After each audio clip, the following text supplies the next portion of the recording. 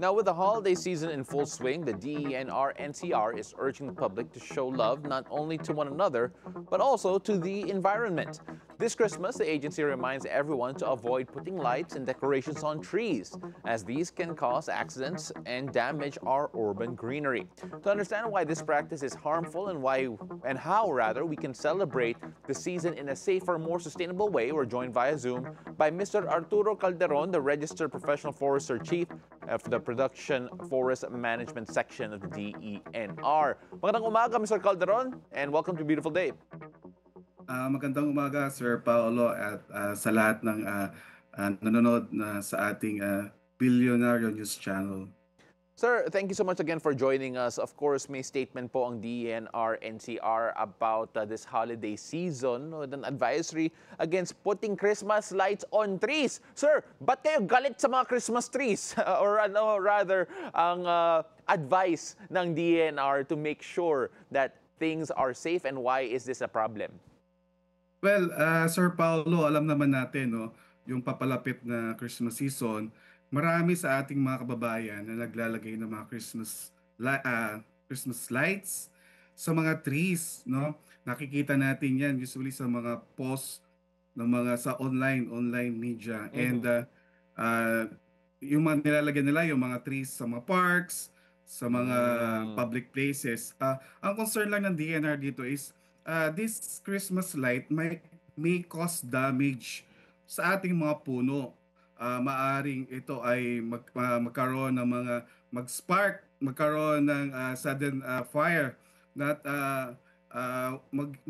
magkaroon ng madidisplace yung ating mga wildlife and mga insects na nakatira dun sa ating mga puno. Kaya ang itong advisory na to ay nilabas ng DNR to warn our public. So, a clarification here, it is not you are against yung mga Christmas trees or yung konsepto ng Christmas trees, but rather actual lights on actual trees. So yung mga plastic na nakita natin or yung mga light installations in public places, okay lang yan in comparison to actual lights on trees. Tama po ba yan? Yes sir, opo. So hindi naman natin pinoprohibit yung paglalagay ng Christmas light, but siguro gumamit lang tayo ng mga eco-friendly na lights, lighting materials like yung mga LED na hindi masyadong nag-i-emit ng heat, no? Kasi yun yung nagiging problema eh. And the use of substandard na mga lighting, no? Kalimitan natin, nakikita natin yung sa mga Christmas trees.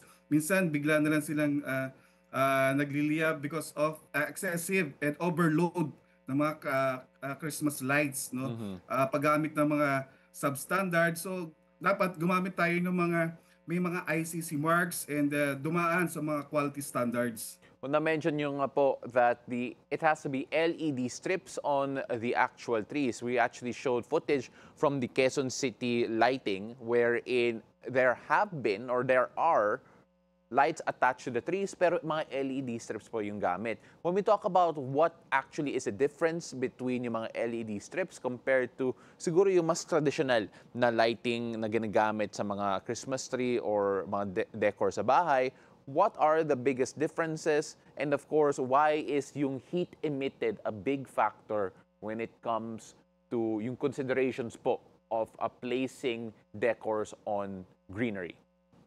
Well, of course, yung pag gumamit tayo ng mga conventional na mga lighting materials, no, nag-i-emit kasi sila ng heat, and once na yan ay sobra na yung paggamit niya, yung mga surrounding areas na dry, no, usually yun yung mga kumbaga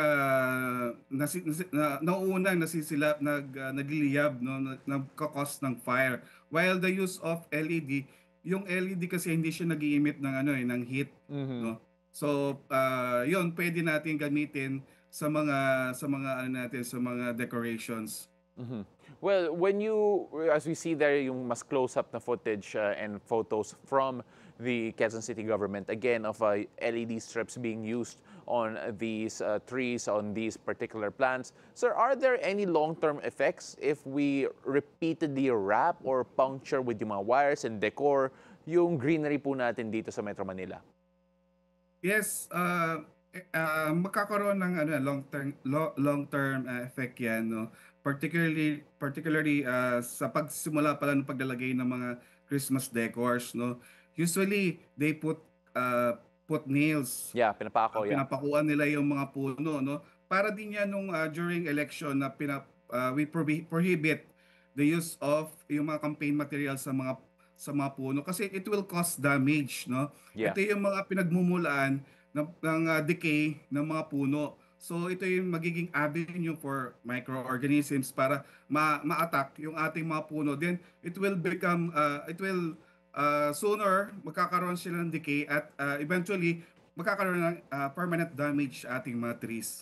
Well, sir, we all know that, aminan na natin, dito sa NCR, it's a bit of a difficult situation keeping our natural friends, or rather our animal friends, including the birds and insects, thriving here dito sa NCR. And Christmas ornaments could actually make it a bit more difficult for them to survive and thrive during this holiday season. How does the ornaments, yung Christmas lights natin, actually disrupt yung behavior nila here in our urban wildlife? Well, alam naman natin yung mga puno, it's the home of our wildlife and insects, no. So pagka nilagyan natin sila ng mga excessive na lighting, madi-disturb yung kanilang bahay. So ang mangyayari nan, umaalis yung ating mga wildlife and the insects. And as we all know, ito yung mga wildlife and insects, they are the natural pollinator, agent of pollination, no? So sila yung nagpaparami ng mga halaman sa atin. So kung madi-display sila, magkakaroon ng effect yung ating ecology, no? So Sir, so let's now we talked about everything na bawal. But if you're going to give suggestions to celebrate the holiday spirit with being safe around yung mga puno dito sa NCR, and of course the outside establishments that have trees to work with in terms of yung mga spaces nila, how would you suggest that they design their Christmas decor in an eco-friendly manner? well, meron naman tayong mga mga alternative pagdating sa pag-celebrate ng ating ng mga Christmas and pagde-decorate, no. We can use green-centric decorations. So pwedeng the use of plants sa pag-decorate, no, yung mga vertical gardens natin, pwede natin silang i-design into a Christmas tree, di ba? Pwede 'yon. And use paggamit ng mga topiary o yung mga other plants na it will enhance the beauty, no, ng anong ating surroundings, no. And of course, kung talagang hindi na natin maiwasan paggamit ng Christmas lights sa mga puno, use yung mga LED and do not overload yung ating mga trees na from base up to the tip, punong-puno talaga ng ilaw. Yeah. And So you know, I feel that the DENR-NCR's initiative of quote, nurturing cities for a sustainable future, talagang china-challenge kapag Christmas season. Considering ang haba po ng Christmas season natin, I believe September, may mga iba't ibang lugar, may mga dekora na sa labas, sa mga puno. How can we ensure that we develop a more siguro sustainable culture of Christmas decor, considering yung initiative po ninyo of nurturing cities for a sustainable future? Well, yeah, part of our sustainable strategy is keeping our environment healthy, and this includes caring for our trees and maintaining them healthy, no. So, alam naman natin yung mga benefits ng ating mga puno, no. They they absorb or sequester carbon, they reduces tong ating tinatawag na heat island effects, and it cools our surroundings. Ngayon, uh, sa DNR NCR, we try to help, no, itong mga LGUs natin, local government agencies, on maintaining yung ating mga forestries kasi bibihira na rin kasi kokonti na lang talaga yung mga trees natin dito sa NCR, kaya we try to help them uh, create a plan, Mhm. greening plan para sa for their future, no, para mag-increase din yung kanilang mga green spaces within their locality. Sir, has there been any conversations with different LGUs when it comes to their decor plans, considering that normally the trees and, of course, the limited wildlife and fauna we have here in NCR and Metro Manila in particular have is always a challenge to try and maintain and sustain. Have the LGUs reached out to you for the Christmas decors to make sure that they are complying with yung mga advice po ninyo, or do you feel that that conversation needs to be had more with particular LGUs? Yes po, ito po ay ang DNR NCR po ay patuloy po na nakipag-ugnayan sa ating mga LGUs para mapatupad natin at yung mga patakaran natin sa pangangalaga ng puno, lalo na po ngayong panahon ng Kapaskuhan, ano po.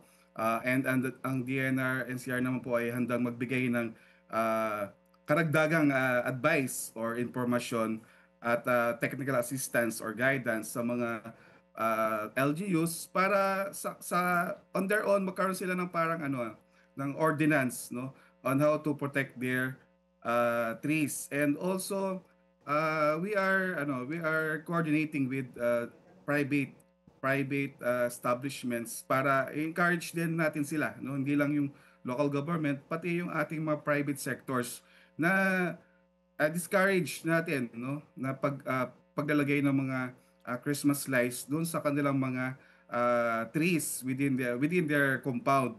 Mhm. Well, And pwede silang gumamit ng mga alternative na decorations. well, you're giving a lot of ideas, Mr. Calderon, about what they could do instead of actually lighting yung mga puno po natin dito sa NCR in particular, considering, as we mentioned, limited nga yung fauna natin dito. And green designs, green decor could be in the horizon as well. Maraming salamat, Mr. Calderon of the DENR. Thank you so much for your insights. And hopefully, we can see more decor, more designs that are nature-friendly and for a greener Christmas here in Manila. Maraming salamat po. Thank you so much for joining us. Thank you po. Thank you.